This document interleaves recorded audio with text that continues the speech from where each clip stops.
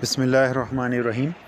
इस वक्त जितने भी मॉडल सर्वे किए गए हैं, इधर it's European model, CFS climate forecasting system, IMD PMD, जितने भी मॉडल इस वक्त जो है इस वक्त जो इन्होंने फ़ोरकास्ट किए सीजनल फ़ोरकास्ट, उन सब ने जो है सब कॉन्टिनेंट में, इंडिया पाकिस्तान में बिलो नॉर्मल रेंज की जो है वो फ़ोरकास्ट की है।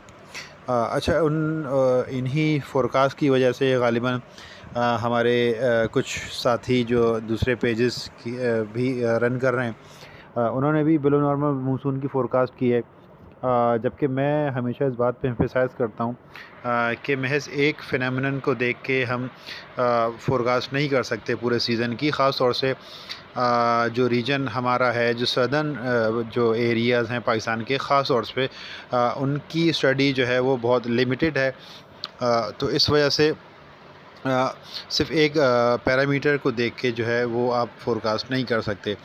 बहरहाल इन तमाम मॉडल्स ने या इन तमाम जो वेदर एजेंसीज़ ने जो वेदर फ़ोरकास्ट की है बिलो नॉर्मल रेंज की, उसकी मेजर वजह इनफैक्ट सिर्फ one single reason is the El Nino, the positive anomalies in Pacific Ocean, जिसे हम एल नीनो कहते हैं। उसकी वजह से सब कॉन्टिनेंट में बिलो नॉर्मल मानसून की फ़ोरकास्ट की गई है।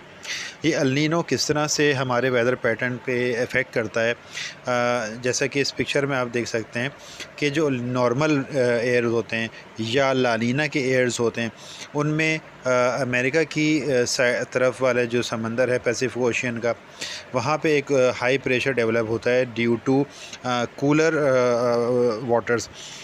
और कंपैरेटिवली जो जो आपके ऑस्ट्रेलिया की तरफ के जो समंदर होते हैं, वहाँ पे आपका जो टेम्परेचर होता है वो हाई होता है कंपैरेटिवली। तो इस तरह से वही जो विंड्स हैं वो high pressure to low pressure की तरफ मूव करती हैं। तो जब ये यहाँ मूव करती हैं तो फिर थोड़ा सी ये जो घट्स एरिया हैं, जो पहाड़ियाँ हैं, वो यहाँ से वो निकल के आगे की तरफ मूव करती हैं और हमारे इंडियन ओशन में जो है वो एंटर हो जाती हैं, जिसके बायस जो है वो आपको इस एरिया में लो प्रेशर एरिया डेवलपमेंट जो है वो देखने को मिलती है। बहरहाल इसमें कोई शक नहीं है कि ये ट्रेड विंड्स जो हैं वो वार्म वाटर्स को मूव करती हैं from Pacific to Indian Ocean, but these are not the only source of the warmer winds. इसके अलावा भी हाँ ठीक है, जो बे ऑफ बंगाल और जो ईस्टर्न साइड है इंडिया की, वो इस पे बहुत डिपेंडेंट होती है। सेंट्रल इंडिया भी कुछ हद तक इस पर डिपेंडेंट होता है, लेकिन लेकिन पूरा रीजन को आप ये नहीं कह सकते कि वो सिर्फ इस ही पे डिपेंडेंट करता है। इसके अलावा भी हमारे पास दूसरे फैक्टर, दूसरे पैरामीटर्स हैं जिनको एनालाइज़ करने की ज़रूरत होती है। तो उन्हीं के बारे में थोड़ा आगे हम बात करते हैं। उन्हीं में से एक पहला जो फ़िनोमेनन है। अच्छा, एक चीज़ मैं पहले आपको और क्लियर कर दूं कि 2019 में भी सेम यही सिचुएशन थी, जब बहुत सारे हमारे दोस्त भी और बहुत सारी वेदर एजेंसीज़ भी बिलो नॉर्मल मानसून की फ़ोरकास्ट कर रहे थे। लेकिन उस वक्त भी मेरी फ़ोरकास्ट अल्हम्दुलिल्लाह इनसे मुख्तलिफ थी, और उसकी रीज़न भी कुछ ऐसे ही थी। अब देखें, आप यहाँ पे देख सकते हैं कि 2019 के मई के एंड में जो ट्रेड विंड्स की फ़ोरकास्ट थी वो सिग्नल कर रही थी एल नीनो की तरफ। इनफैक्ट आप इसमें मैं आपको बताता हूँ कि देखें, trade winds for the 5 days ending 26 में आर वीकर दैन एवरेज। तो 2019 में मई के एंड में these winds were below the average. अच्छा, अब इस साल क्या सिचुएशन है? इस साल आप देखें, कहता है 2023 में ये क्या कह रहा है, trade winds for the 5 day ending 21 में वर क्लोज टू एवरेज। मतलब ये इनफैक्ट ये अभी वीक तो हुई भी नहीं है। तो सिचुएशन इस दफ़ा अभी फ़िलहाल उससे 2019 से बुरी नहीं है ट्रेड विंड्स की। बहरहाल चलें हम अपने पहले फैक्टर के बारे में बात करते हैं, that is Eurasian snow cover. ठीक है, इस जो आपकी हिमालय और जो चाइना वाली जो पट्टी है, जो हिल एरिया हैं, जो वो हैं पहाड़ हैं वो सारे, तो वहाँ पे जो पड़ने वाली बर्फ़ की का कवर एरिया, उसकी डेंसिटी, उसकी डेप्थ ये बहुत मैटर करती है हमारे मानसून पे। जितनी ज़्यादा बर्फ़ जो है वो उन पहाड़ी इलाकों में पड़ेगी, उस साल मानसून की वीक होने के चांसेस बढ़ जाते हैं। जिस साल वहाँ पे बर्फ़ की जो कवर एरिया कम होता है, तो उस साल जो है मानसून को बूस्ट मिलने के चांसेस अच्छे होते हैं। जैसे कि यहाँ पे मेंशन है आपके सामने कि स्नो कवर एक्सटेंट एरिया जो यूरेशियन का था, वो इस साल जो है वो it is the fifth smallest April Eurasian snow cover. तो और ये पूरे एनुअल जो है ये इसको कहा जा रहा है कि शायद ये थर्ड या फोर्थ जो है वो लोएस्ट मिनिमम जो है इस साल हुआ है। तो ये काम किस तरह से करता है हमारे पास, ये भी मैं आपको थोड़ा सा गाइड कर देता हूँ कि जब हिमालय के ये इस तरफ ये हिमालय के पहाड़ हैं, ठीक है, इन ये यहाँ पे, अब यहाँ पे क्या होता है, यहाँ पे जब हमारा सूरज जो है वो ट्रॉपिक ऑफ कैप्रिकॉर्न की तरफ ट्रॉपिक ऑफ कैंसर की तरफ मूव करता है, तो यहाँ पे जो है टेम्परेचर बढ़ने शुरू हो जाते हैं। अब लाजिमी सी बात है, ये ऊंचाई पे हाइट वाली है, हाई लैटिट्यूड एरिया है, तो यहाँ पे सनराइज़ जो है वो ज़्यादा पड़ती हैं। तो जब सनराइज़ ज़्यादा पड़ती हैं तो यहाँ का टेम्परेचर जो है बहुत जो है ना वार्म हो जाता है कंपैरेटिवली। इसे जो है ना ओवन भी कहा जाता है एशिया का ड्यूरिंग समर। तो यहाँ पे टेम्परेचर जो है बहुत हाई हो जाते हैं। जब हाई टेम्परेचर होते हैं तो ये बात हमें पता है कि high pressure do create the low pressure area.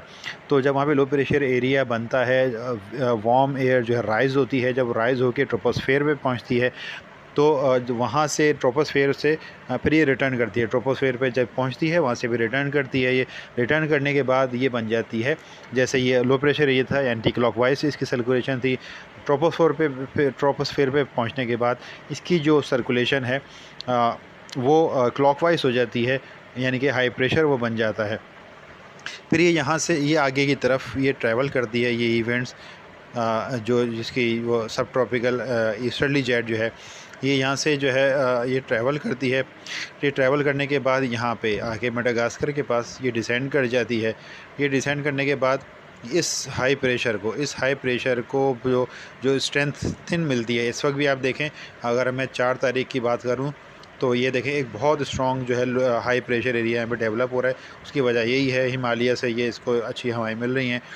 तो ये जब हाई प्रेशर यहाँ डेवलप होता है तो फिर आपकी ये सोमालिया के करीब के जो समंदर हैं वो कंपैरेटिवली जो है वो वहाँ पे लो प्रेशर होते हैं। तो ये हाई प्रेशर यहाँ से सेंड करता है pulses towards the Indian ocean. जब ये क्रॉस करता है, ये इक्वेटर है, इक्वेटर को जैसे ही क्रॉस करता है तो ये साउथ वेस्ट विंड बन जाती हैं, जो कि वो अलीनो से जो वार्म वाटर जो है वार्म विंड्स जो है वो मूव होनी थी, कन्वर्जेंस जोन जो मूव होना था, अब उसको रिप्लेस करता है ये इसके ये जो है मिसेकेरेने हाइक है का जो हमारी जो सोमालियन जेट है वो उसको फिर वो है ना जो बूस्ट देती है।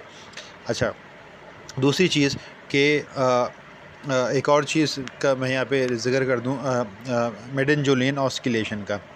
अच्छा, मेडन जुलियन ऑस्किलेशन जो है उसकी सिग्निफिकेंट कब बढ़ती है? उसकी सिग्निफिकेंट जब बढ़ती है जब वो किसी वार्म वाटर में जो है मूव करता है, जब उसकी प्रोपगेशन ईस्टवर्ड होती है और वो उस जगह का टेम्परेचर हाई होगा, भले से चाहे जो है ये एमजीओ जो है वो इसकी एम्पलीट्यूड बहुत हाई ना हो, तब भी ये बहुत प्रोडक्टिव हो जाता है।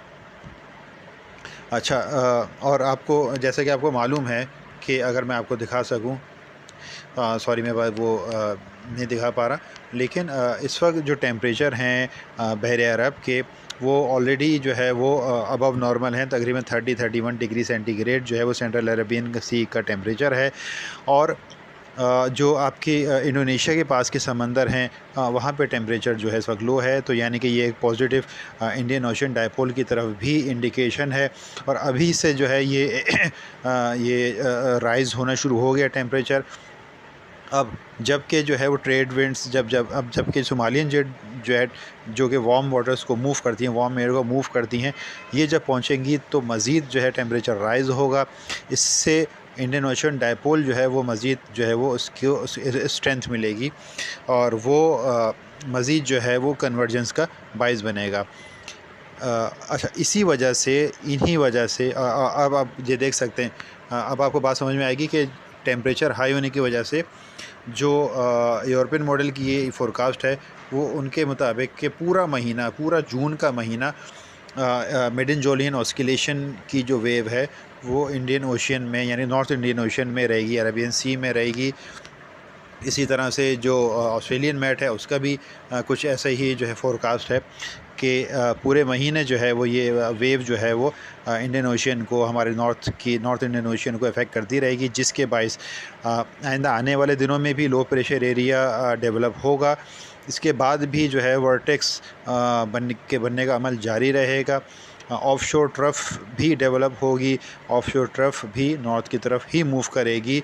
और इनफैक्ट इस सिनेरियो को देखते हुए, आज की जो कंडीशन है उन सब को देखते हुए गालिब इम्कान है कि ये जो लो प्रेशर एरिया या डिप्रेशन अगर ये स्ट्रेंथ कर जाता है तो ये इसको ख़तरा है कि ये सिंध के साहिली इलाक़ों को जो है वो इफ़ेक्ट कर सकता है। इसके बाद भी और भी जो है वो लो प्रेशर एरिया डेवलप हो सकते हैं, लेकिन इस लो प्रेशर एरिया की हम मेरे नज़दीक जो पॉसिबिलिटी है अभी बहरहाल मॉडल जो है डिफरेंट इसके जो प्रोजेक्ट कर रहे हैं इसके लैंडफॉल के एरिया, लेकिन जो मेरा नज़रिया है अभी फ़िलहाल वो यही कहता है कि सिंध के साहिल को इससे ख़तरा हो सकता है। मज़ीद अपडेट के लिए हमारा यूट्यूब का चैनल भी लाइक कीजिए और फेसबुक का पेज भी फॉलो कीजिए। फिर इंशाल्लाह नेक्स्ट अपडेट में मज़ीद डिटेल में बात होगी मूनसून की रेंज के हवाले से। अस्सलाम वालेकुम व रहमतुल्लाह।